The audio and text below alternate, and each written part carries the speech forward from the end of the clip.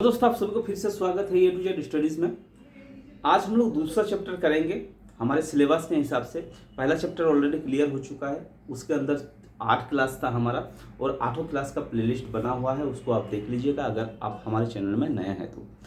पहला चैप्टर कौन सा था मैं आपको बता दूं, संख्या पद्धति। संख्या पद्धति को हम लोग हिंदू अरबिक संख्या प्रणाली भी कहते हैं, ये मैं आपको रिमाइंड करा देता हूँ। ठीक है, आज हम लोग क्या करेंगे, क्योंकि उसके बारे में भी क्वेश्चन पूछा जाता था, तो आज हम लोग करेंगे क्या कि दूसरे चैप्टर यानी अध्याय नंबर 2 है, ये क्या है, लघुत्तम समावर्तक और महत्तम समावर्तक। ठीक है, एलसीएम और एचसीएफ, आज इसके बारे में बात करेंगे हम लोग।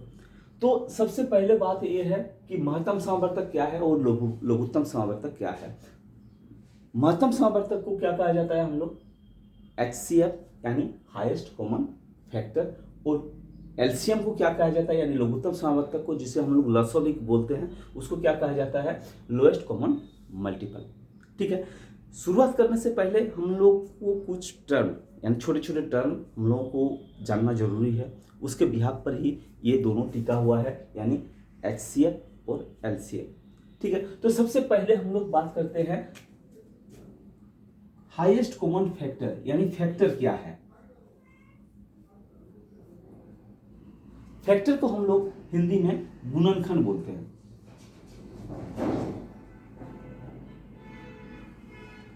ध्यान दीजिएगा, इस चीज के बारे में अगर आपको पूरा क्लियरिटी है यानी पता है, तो आप क्या करेंगे, एचसीएफ बड़ी आसानी से निकाल सकते हैं। यानी फैक्टर इसके अंदर दिखा हुआ है हाईएस्ट कॉमन फैक्टर, यानी कोई ऐसा संख्या होगा जिसका गुणनखंड क्या हो जाएगा, जो हाईएस्ट है उसी को हम लोग लेंगे। और ये लोएस्ट कॉमन मल्टीपल क्या है, उसी संख्या का जो मल्टीपल है, यानी मल्टीपल के बारे में हम लोग समझेंगे। मल्टीपल का क्या होगा, जो लोएस्ट मल्टीपल होगा उसी को लेंगे, कॉमन लोएस्ट मल्टीपल। ठीक है, यानी जो वो दोनों में से कॉमन होगा और लोएस्ट होगा, छोटा से छोटा होगा, उसी को हम लोग लेंगे। तो सबसे पहले हम लोग क्या करते हैं, गुणनखंड के बारे में पढ़ते हैं। गुणनखंड क्या है, ठीक है, किसी संख्या का गुणनखंड कैसे हम लोगों को निकालेंगे, कोई भी संख्या हो उसका गुणनखंड कौन सा होगा। तो गुणनखंड का अगर बात करें तो गुणनखंड क्या है,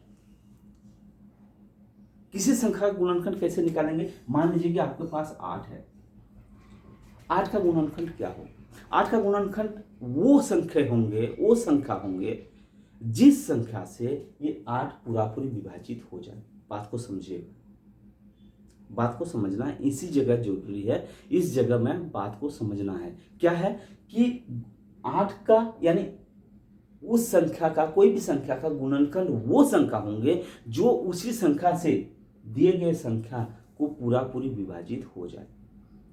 यानी 8 का गुणनखंड इसका मतलब कौन सा होगा, एक, पहला गुणनखंड एक हुआ, क्योंकि 1 से 8 को क्या कर सकते हैं, पूरा पूरी विभाजित कर सकते हैं। फिर 2 होगा, यानी 8 का और एक गुणनखंड कौन सा होगा, वो 2 होगा, क्योंकि 2 से भी 8 क्या होगा, पूरा पूरी विभाजित हो जाएगा। फिर उसके बाद क्या 3 होगा, नहीं होगा, क्योंकि 3 के टेबल में यानी 3 से हम लोग 8 को पूरा पूरी विभाजित कर नहीं सकते, इसलिए दूसरा कौन सा होगा, 4 होगा। ठीक है, यानी 4 से हम लोग क्या कर सकते हैं, 8 को पूरा पूरी विभाजित कर सकते हैं। उसके बाद 5 नहीं होगा आपका, 6 नहीं होगा, 7 नहीं होगा, और क्या हो जाएगा, 8 होगा। यानी ये 8 का गुणनखंड जो हुआ कौन सा हुआ, 1 2 4 और 8, ये क्या हो जाएगा, ये 8 का गुणनखंड हो जाएगा। अभी हम लोग क्वेश्चन समझेंगे, पहले हम लोग समझ लेते हैं ये जो टर्म है, यानी ये जो फैक्टर है, फैक्टर क्या है यानी गुणनखंड क्या है। जब इसके बारे में हम लोगों को पता चल जाएगा तो ये जो क्वेश्चन है ना, एचसीएफ हो और एलसीएम हो, ये आसानी से क्या होगा, चुटकी के साथ हम लोग क्या करेंगे, इसको हल कर सकते हैं। अभी हम लोग क्वेश्चन में जाएंगे, जब क्वेश्चन में जाएंगे तब हमें ये पता चल जाएगा।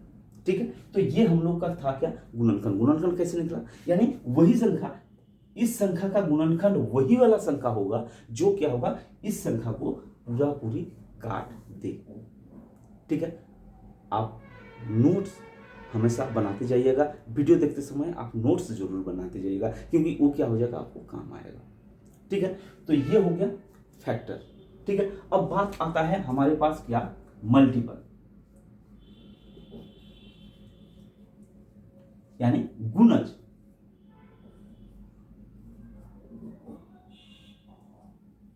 गुणज। समझिएगा गुणज क्या है, किसी संख्या का गुणज कैसे हम लोग निकालेंगे।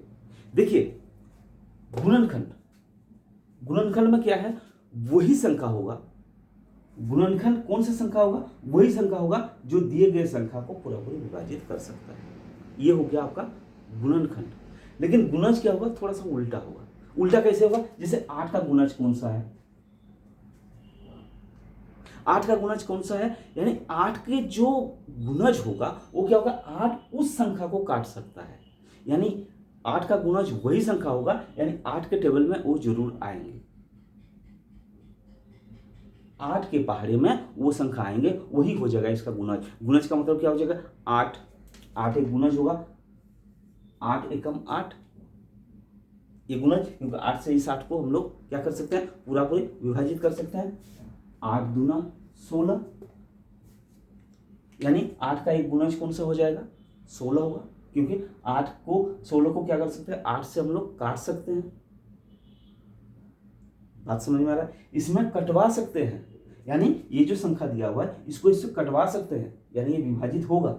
लेकिन ये क्या हो जाएगा, ये संख्या को ये काटेगा, यानी 8 क्या करेगा, ये जो गुणज इसका निकलेंगे वो गुणज से क्या हो जाएगा, काटेगा। यानी इसको हम लोग बोल सकते हैं कि ये 8 का गुणज है, यानी उससे गुना करके निकला हुआ है। किससे गुना करके निकला है, 2 से गुना करके निकला है। फिर क्या हो जाएगा 24, ये भी क्या हो जाएगा, 8 का गुणज है, यानी गुना करके निकला है। किससे गुना करके, 3 से गुना करके निकला है। यानी हम लोग जो संख्या है, यानी ये जो संख्या दिया हुआ है ये क्या हो जाएगा, 8 का, इसका गुणज कौन होगा, 8, 16, 24।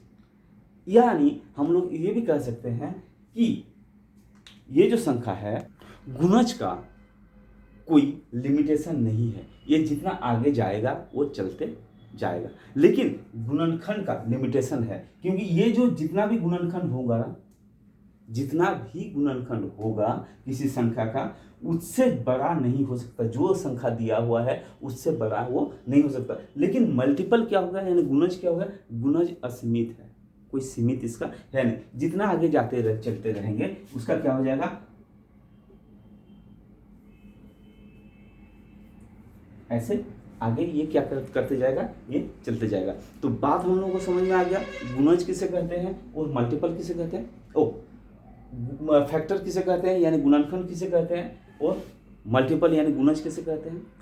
फैक्टर के बारे में समझ में आ गया, मल्टीपल के बारे में समझ में आ गया। अब क्या करेंगे हम लोग, क्या करेंगे, धीरे धीरे क्वेश्चन की तरफ चलेंगे। क्वेश्चन कैसे होगा, देखिए। तो इसका मतलब हम लोग इसमें भी क्या कर सकते हैं, लिख सकते हैं कि 24 जो है वो 8 का भी गुणज है, यानी 8 का गुणज हो गया 24, और किसका गुणज हो गया, 3 का भी गुणज हो गया। यानी 8 से भी हम लोग गुना करके 24 आ सकता है, यानी 8 का गुणज क्या हो गया, 24। ठीक है, अब क्या करते हैं हम लोग, एक छोटा सा क्वेश्चन ले लेते हैं और उसको समझते हैं कि ये फैक्टर और मल्टीप्लायर का फंडा क्या है। ठीक है, तो सबसे पहले एक क्वेश्चन हम लोग ले लेते हैं 8 और 12। ठीक है, छोटा सा क्वेश्चन है 8, 12। इसका क्या करना है, हमें एलसीएम निकालना है और एचसीएफ निकालना है। ठीक है, ये छोटा सा क्वेश्चन का एलसीएम और एचसीएफ निकालना है। सबसे पहले निकालते हैं एचसीएफ ही निकाल लेते हैं। सबसे पहले एचसीएफ, एचसीएफ का क्या मतलब हो गया कि हाईएस्ट कॉमन फैक्टर, यानी 8 का सबसे पहले हम लोग फैक्टर निकालेंगे। ठीक है, 8 का फैक्टर क्या होगा, अभी हम लोग बताए थे 1, यानी 2, 3 नहीं होगा, 4 होगा और 8 होगा। ये क्या हो जाएगा, 8 का फैक्टर हो गया, क्योंकि फैक्टर निकालने के लिए बोल रहा है, हाईएस्ट कॉमन फैक्टर, यानी फैक्टर निकालने के लिए बोल रहा था। अब क्या हो जाएगा, 12 का फैक्टर हम लोग निकालेंगे। 12 का फैक्टर में क्या हो जाएगा, 1, 2, आप लोग अपने आप भी कीजिए, 3 से भी कटेगा ये 12, 4 से 5 से नहीं कटेगा, अब क्या हो जाएगा 6 से कटेगा डायरेक्ट, अब किससे कटेगा, 12 से। यानी ये 12 का जो फैक्टर होगा ये हो गया, और 8 का जो फैक्टर हुआ वो क्या हुआ, ये। ठीक है। अब इसमें निकालने के लिए क्या बोला गया, हाईएस्ट कॉमन फैक्टर, हाईएस्ट यानी सबसे बड़ा, कॉमन जो दोनों में जो है, जो सबसे बड़ा है वही निकालना है। तो इनमें से सबसे बड़ा एक एक है, दो दो है, चार चार है, यानी कॉमन जो है दोनों में, कॉमन का मतलब है दोनों में जो हो, तो दोनों में क्या है, एक है, दो है और चार है। इनमें से हमें क्या लेना है, क्या निकालने के लिए बोल रहा है, हाईएस्ट कॉमन फैक्टर, यानी हाईएस्ट निकालना है, सबसे बड़ा वाला निकालना है। तो ये दोनों में से बड़ा वाला कॉमन कौन सा है जी, 4। इसका मतलब जो 8 और 12 का जो HCF है वो कितना हो जाएगा, 4। आसान है, समझ में आ रहा है, काफी क्लियर हो जाएगा। बात समझना जरूरी है, एक बार अगर आप समझ लेंगे तो इसको जिंदगी भर आप नहीं भूलेंगे। तो इसमें बोल रहा था क्या, इसलिए मैं समझाया था कि फैक्टर क्या चीज है। फैक्टर अगर समझ में आ गया तो आपको पता चल गया ना कि हाईएस्ट कॉमन फैक्टर क्या है, फैक्टर से हम लोग कैसे निकालेंगे। हाईएस्ट कॉमन फैक्टर बोल रहा है, फैक्टर क्या है, अगर ये चीज पता ना हो तो हम लोग निकालेंगे क्या, नहीं निकाल सकते। तो ये हाईएस्ट कॉमन फैक्टर हो गया कितना आपका, 4। उसी प्रकार लोएस्ट कॉमन मल्टीपल यानी LCM, जिसे हम लोग लसअ भी बोलते हैं, यानी ल और स, और इसको क्या बोलते हैं, म और स, महत्तम सावर्तक, लघुत्तम सावर्तक। तो अब क्या करेंगे, LCM निकालेंगे। जब हम लोग LCM निकालेंगे तो क्या करना है, मल्टीपल का बात आ रहा है, लोएस्ट कॉमन मल्टीपल का बात आ रहा है, तो मल्टीपल का बात आ रहा है तो इसका मल्टीपल हम लोग निकालेंगे। मल्टीपल का 8 का मल्टीपल क्या हो जाएगा जी, अभी हम लोग निकाले थे, 8 का मल्टीपल क्या हो जाएगा, 8 एकम 8, 8 दूना 16, 8 तिया 24, 32, 40, ये क्या हो जाएगा, 8 का क्या हो गया, ये मल्टीपल हो गया। अब क्या है, 12 का मल्टीपल निकालना है हमें, क्योंकि लोएस्ट कॉमन मल्टीपल निकालने के लिए बोल रहा है। तो ये 12 का जब निकालेंगे क्या हो जाएगा, 12 एकम 12, 24, 36, डॉट डॉट डॉट आगे आगे चला जाएगा। आगे क्यों नहीं निकालेंगे, क्योंकि हमें ये पता चल गया है, हमें लोएस्ट कॉमन मल्टीपल निकालने के लिए बोल रहा है। इसके अंदर हमें ये पता चल गया 12, हाँ अब इसमें हमें पता चल गया कि ये जो चीज है यानी 24 जो है ये दोनों में कॉमन है, क्योंकि देखिए 8 नहीं है, 16 नहीं है, 24 है कॉमन, और कॉमन जो है इसके आगे भी कॉमन आएगा। अगर आप करते जाएंगे तो इसके आगे कॉमन आएगा। कैसे आएगा, 8 बजे चलिए आज,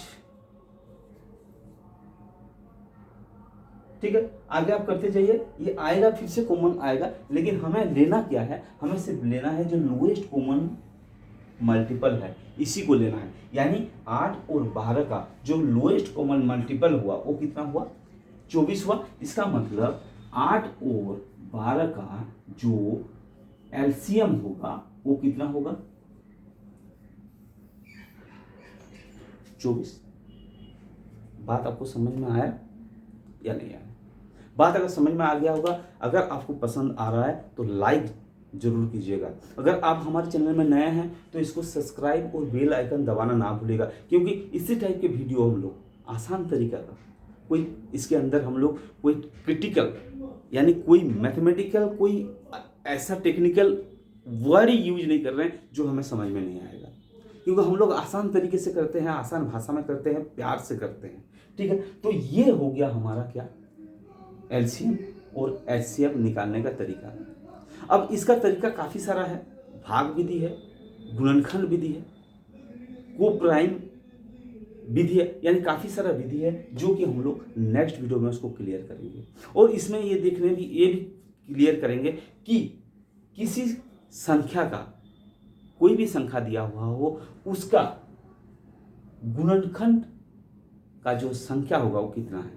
यानी जैसे हमको 8 का गुणनखंड का संख्या कितना है, 1 2 3 4, 8 का गुणनखंड का संख्या कितना हो गया, 4 हो गया। उसी प्रकार 12 का कितना हो गया, 1 2 3 4 5 6, 12 का 6 हो गया, ठीक है। तो इसमें क्या करना है, इसमें आपको निकालना पड़ेगा। लेकिन अगर वो फॉर्मूला हम लोग, वो छोटा सा चीज हम लोग ट्रिक अपनाएंगे तो हमें ये पता चल जाएगा कि कौन सा संख्या का गुणनखंड कितना है। क्योंकि आप मल्टीपल निकाल नहीं सकते, मल्टीपल असीमित है, उसका कोई लिमिटेशन नहीं है। 8 का पहाड़ा जितना दूर आप पढ़ते जाएंगे वो उतना ही चलते जाएगा।